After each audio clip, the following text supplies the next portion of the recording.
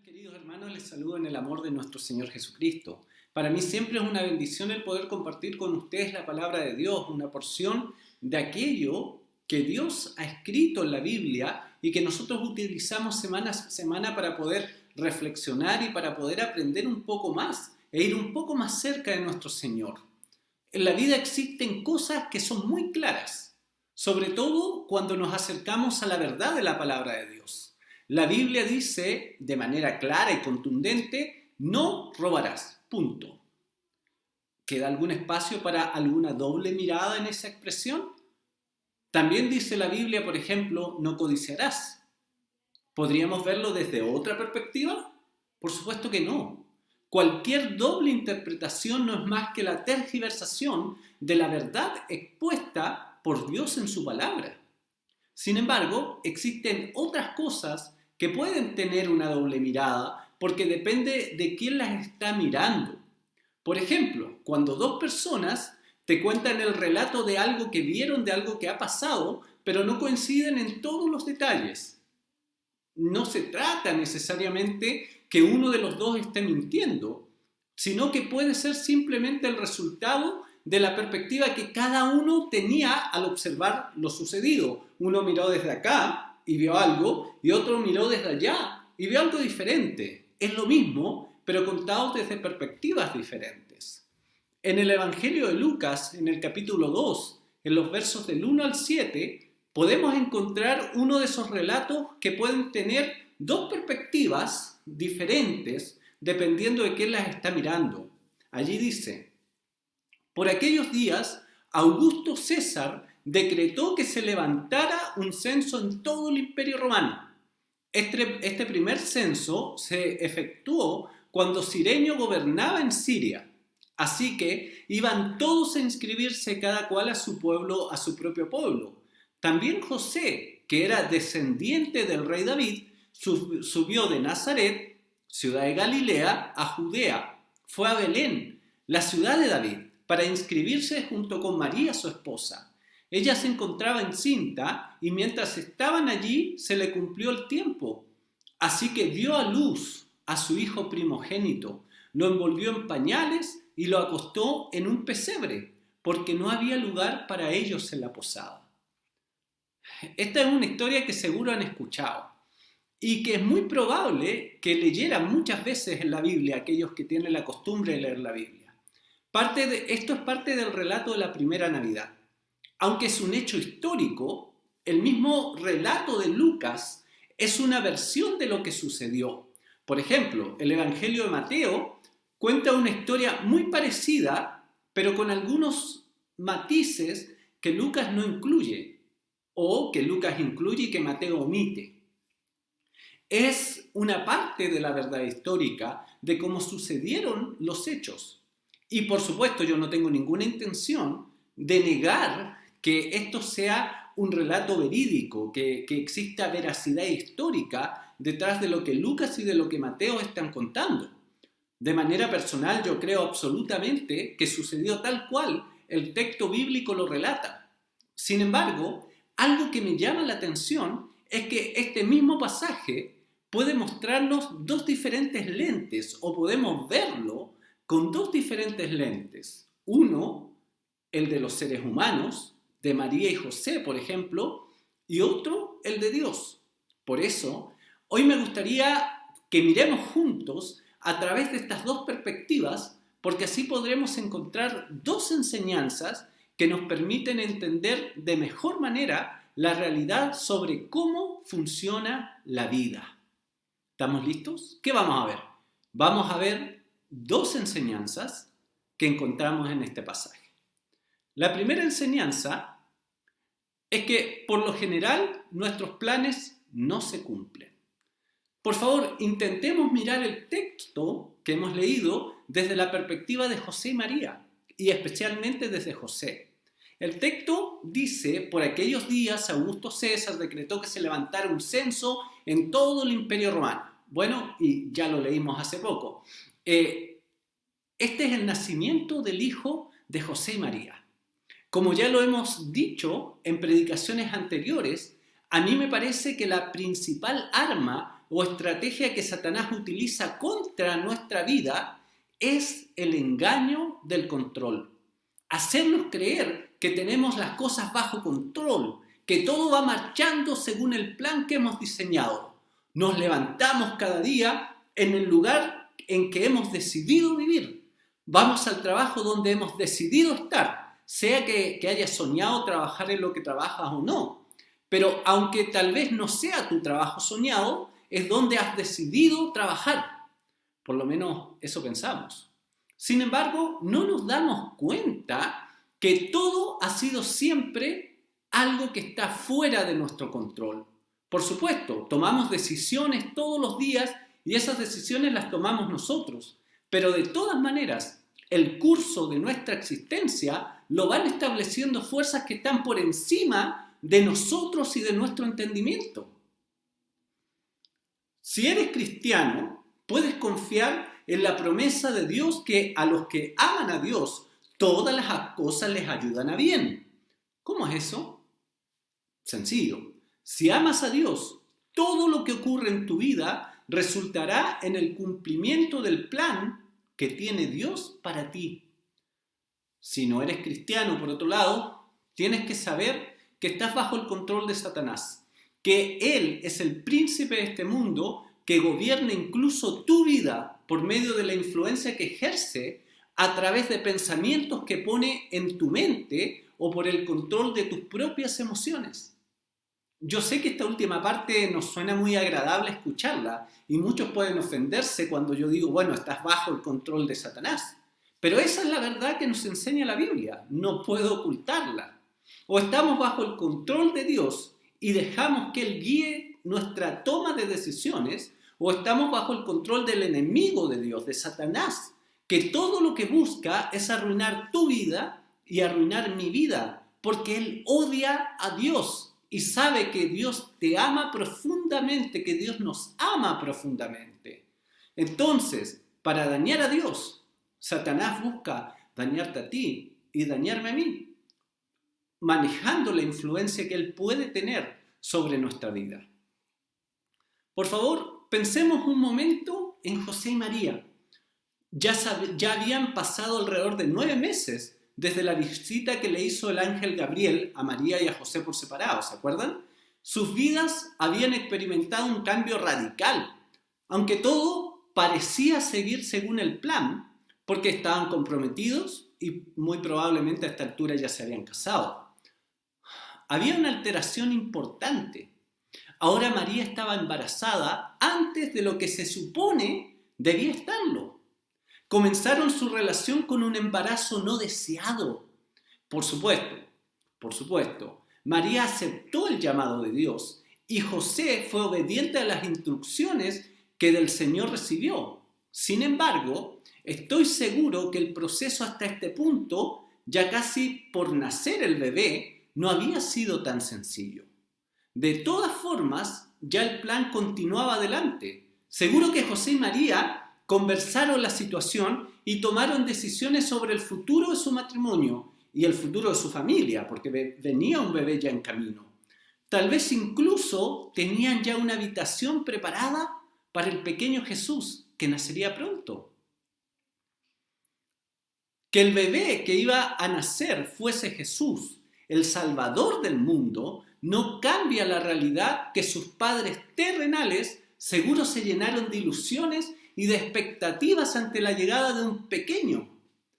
Lo digo porque soy padre por experiencia propia y sé lo que es esperar 9 meses a que una pequeña vida se integre a la familia. Las expectativas, los sueños y sobre todo los preparativos que eso conlleva.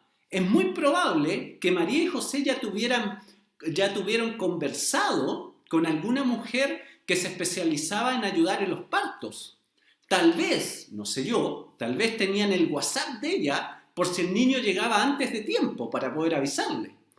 Sin embargo, de pronto al emperador se le ocurre un censo y eso provoca que tengan que dejar su casa en Nazaret y viajar al pueblo de donde era originario José, a Belén de Judá. El problema del viaje era que posiblemente todos los lugares Los pueblos por aquellos días estaban llenos de turistas, visitantes que viajaron a raíz del censo de Augusto César. Imagínense la situación. José y María viajando más o menos 115 kilómetros, que es la distancia que existe entre Nazaret y Belén, a lomo de burro, no en un cómodo auto.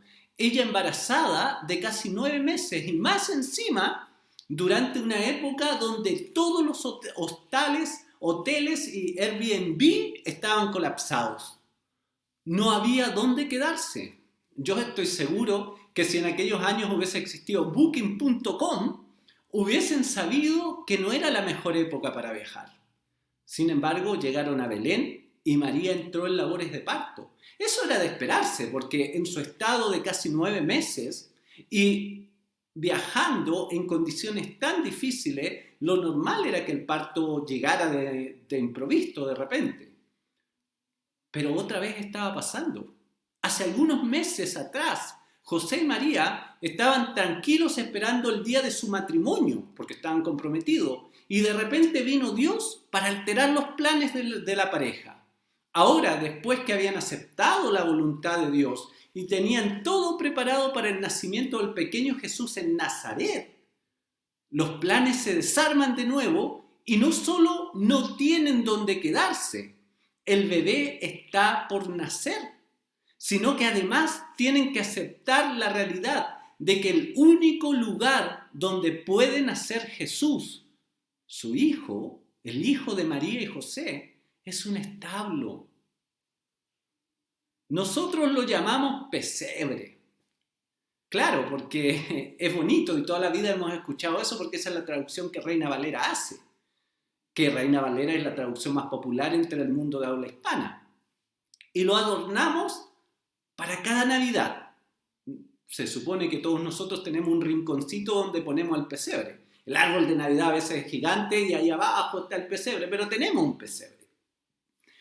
Lo ponemos, lo adornamos, le ponemos animalitos muy bonitos de cerámica o de algún otro material, pero la realidad de aquella primera Navidad fue otra.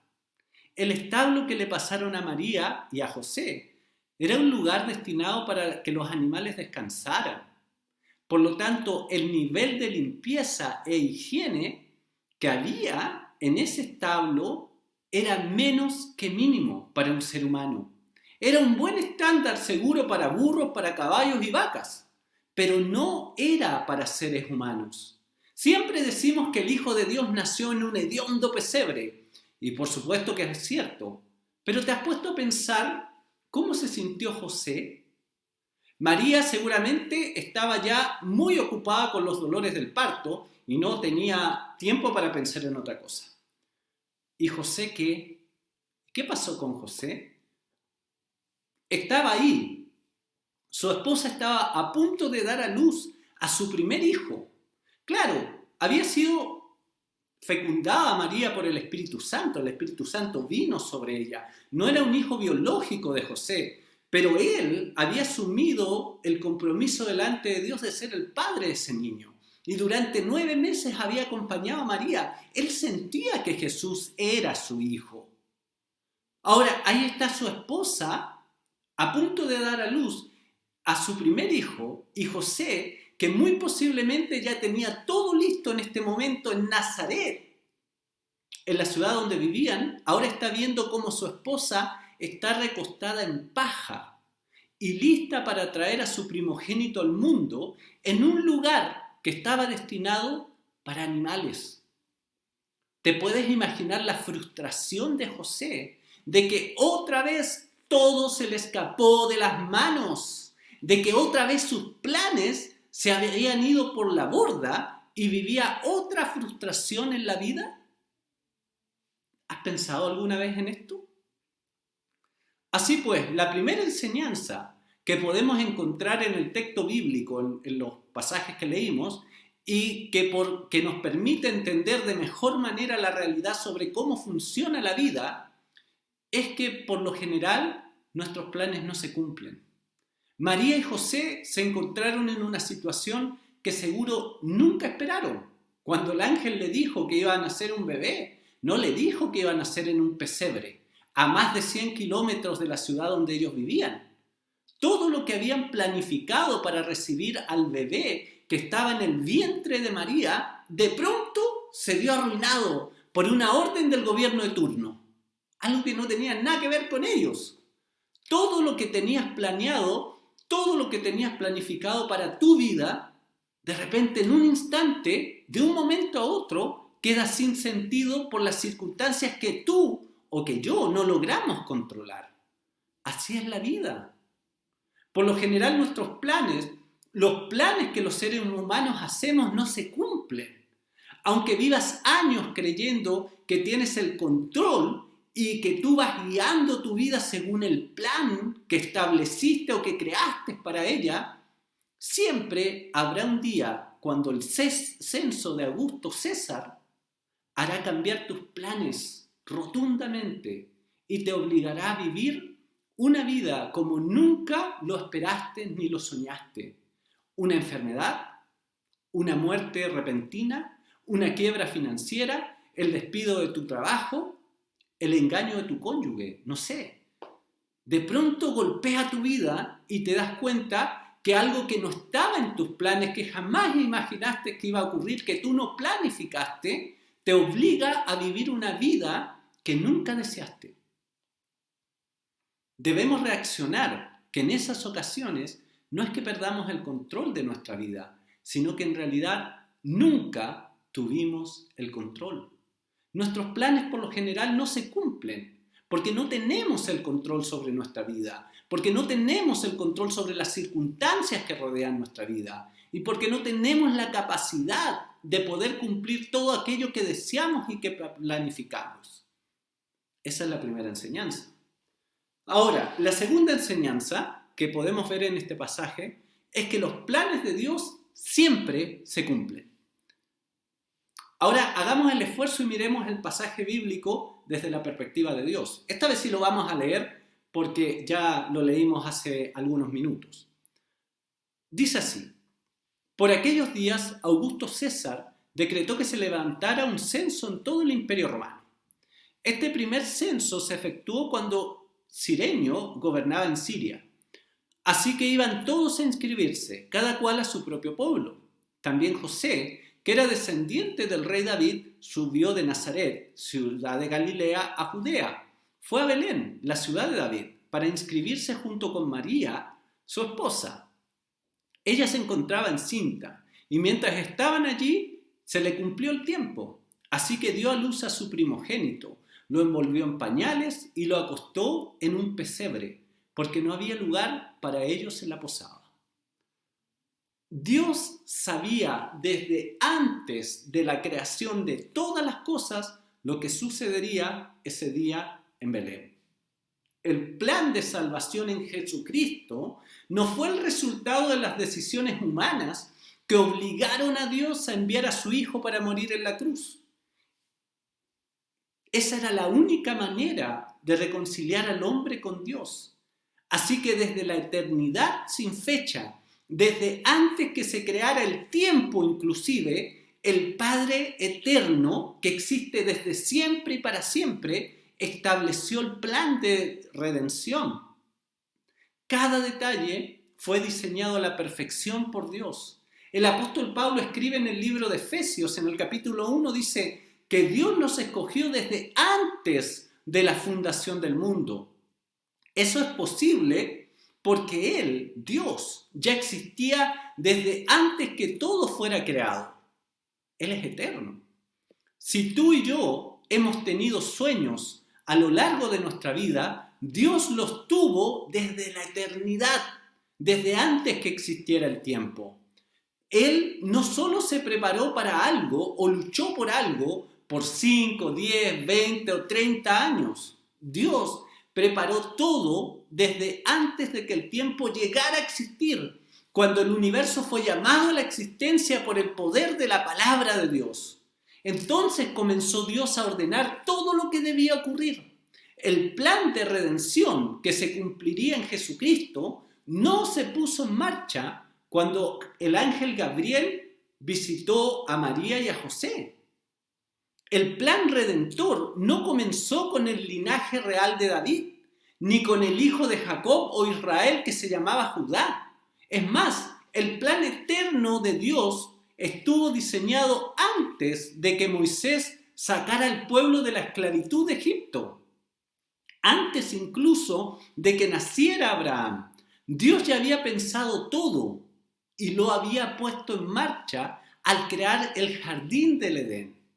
Lo que estaba pasando aquella primera Navidad en Belén, en aquel pesebre, frente a la mirada de José, posiblemente llena de frustración y de preocupación por ver a su esposa ahí entre paja y animales, fue algo que Dios, que el Padre Eterno, pensó desde antes de la existencia de todo en el cosmos. Y además fue algo que preparó en esta escena terrenal por mínimo 4000 años. La frustración que José podría haber estado sintiendo, esa rabia de que otra vez nada resultó como él había planeado, pierde significado cuando pensamos que lo que estaba ocurriendo es algo que fue preparado y esperado no por 30, por 50 o 100 años, sino desde la eternidad sin fecha.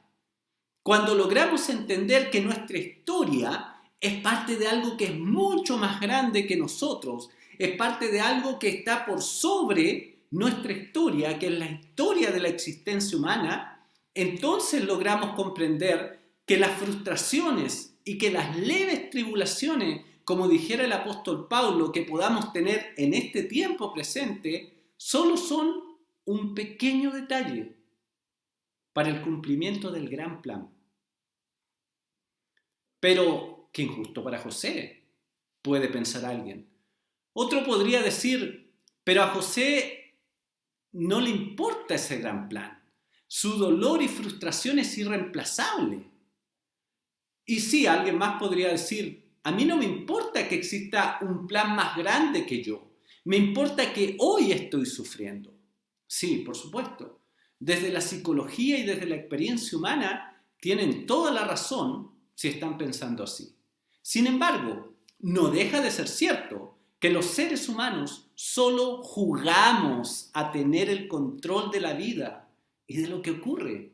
El detalle es que no nos damos cuenta que solo estamos jugando a tener el control, pero que en realidad no lo tenemos. Nietzsche dijo que el hombre es el ser más arrogante que ha existido, porque no siendo más que un instante en la eternidad del universo, piensa que es lo más importante que existe. Hoy está y mañana deja de ser. Vive no más de 100 años y sin embargo cree que su vida determina la historia. ¿Se dan cuenta de nuestra arrogancia? En la Biblia vemos que es Dios quien gobierna la historia y quien ha determinado las cosas que sucederán. Todos los días tomamos decisiones, pero aún en ellas no somos libres, sino que estamos dirigidos o por Dios y su Espíritu para cumplir el propósito del gran plan, o por Satanás y sus huestes, para alejarnos de Dios y para así hacerle daño a Dios. Debemos entender que Dios gobierna la historia y hará todo lo que sea necesario para cumplir sus planes en tu vida y en mi vida, para cumplir sus planes de reconciliar al hombre consigo mismo, aun si eso incluye que su hijo naciere en un sucio y maloliente pesebre ante la mirada frustrada de José. Luego, la segunda enseñanza que podemos encontrar en el texto bíblico y que nos permite entender de mejor manera la realidad sobre cómo funciona la vida es que los planes de Dios siempre se cumplen. Como en el nacimiento de Jesús, Dios tiene ya todo planificado y organizado. Él sabe qué pasará, no solo porque Él lo sabe todo, sino porque Él escribió el guión. Dios le dijo a los profetas lo que pasaría, dónde nacería el Mesías, cuáles serían las circunstancias de su nacimiento. Todo lo planificó Dios y lo informó Dios a sus siervos los profetas. Dios lo planificó y se preocupó de mover el corazón del emperador de Roma de ese momento para cumplir su plan. En tu vida, en mi vida, es exactamente igual. Dios tiene el control. Sus planes siempre se cumplen porque Él tiene el poder y la sabiduría para llevarlos a cabo. Aunque tengas que frustrarte por el camino, Dios no cambiará sus planes. Aunque tengas que sufrir en el camino, Dios no cambiará sus planes. Aunque te sientas morir en el proceso, Dios no cambiará sus planes. Pero ¿por qué no? ¿Por qué no si me está doliendo tanto? ¿Por qué no si es tan terrible lo que estoy viviendo? Porque Dios es perfecto y sus planes para el mundo, y eso incluye tu existencia y mi existencia, son siempre perfectos. Lo mejor que nos puede pasar es que los planes de Dios siempre se cumplan. Para terminar, me gustaría decir que no importa lo que tengas planificado para el 2022, no importa lo que tengas en mente para los próximos 5, 10 o 15 años de tu vida, existen grandes posibilidades que no se cumplan. Tienes que saberlo, porque así funciona la vida. Dios no nos da todo lo que deseamos y no importa cuánto nos esforcemos, existen muchas circunstancias que nosotros no controlamos, aunque Dios sí las controla, que pueden cambiar nuestros planes en cualquier momento. Esas circunstancias que no somos capaces de controlar pueden transformar nuestra vida así, en un segundo. Sin embargo, los planes de Dios siempre se cumplen. ¿Qué implica eso para nuestras vidas? ¿Cómo debemos vivir entonces? Simple, en conexión con Dios, para conocer lo que Él tiene preparado para nuestras vidas. De todas formas, debo advertirte que no siempre recibiremos una respuesta de parte de Dios con todos sus planes para nuestra existencia. No es que un día nos llegue un email de Dios informándonos todo lo que tiene preparado para nosotros en la vida. En muchos temas y en muchas ocasiones, Dios guardará silencio y dejará que tu vida sea guiada por el censo de Augusto César, porque necesita que su hijo nazca en un pesebre, en la ciudad de David, en Belén. En otras palabras, habrán oportunidades en las que Dios guardará silencio y solo hará que las circunstancias de tu vida vayan en descenso y en angustia, porque así es el plan. Sé que no es popular lo que estoy diciendo, pero es la realidad sobre cómo funciona la vida. Dios tiene el control y nuestros planes muchas veces no se cumplen, pero los de Dios siempre se cumplen. Así funciona la vida. Debemos saber que nuestros planes por lo general no se cumplen y que los de Dios siempre se cumplen. Debemos saber que en muchas ocasiones nos tocará ver nacer a nuestro hijo en un pesebre, en un establo hediondo lleno de animales, que en muchas oportunidades nos tocará vivir la experiencia de estar entre pañales y paja, entre burros y vacas, porque todo nos ha salido mal desde nuestra perspectiva, porque ha fracasado todo el plan que edificamos para nuestra vida. En ese momento, no olvidemos recordar que Dios sigue en control, que así es el plan, ese es su plan, que el Mesías debía nacer en un pesebre en la primera Navidad. Oremos. Padre, en el nombre de Jesús yo te doy muchas gracias por este tiempo que tú nos has regalado para reflexionar sobre tu palabra. Te pido, Señor, que tú nos guíes con tu Espíritu Santo y nos llenes con tu Espíritu Santo para poder comprender estas verdades. Generalmente nuestros planes no se cumplen, pero tus planes, Dios, siempre se cumplen porque tú eres todopoderoso. Nosotros no tenemos el control, tú tienes el control. Y no importa lo mucho que duela, no importa lo difícil que duela o que sea el camino que estamos recorriendo, tú estás en control. Y tú, Señor, estás haciendo lo mejor para nuestra vida y nuestra existencia. En el nombre de Jesús, Señor, te pido una bendición para cada persona que ha escuchado este sermón y para cada persona que lo va a escuchar en diferido. Que tú derrames tu gracia y que tú, Señor, les hables a través de tu Espíritu Santo, fortalezcas su vida y les hagas entender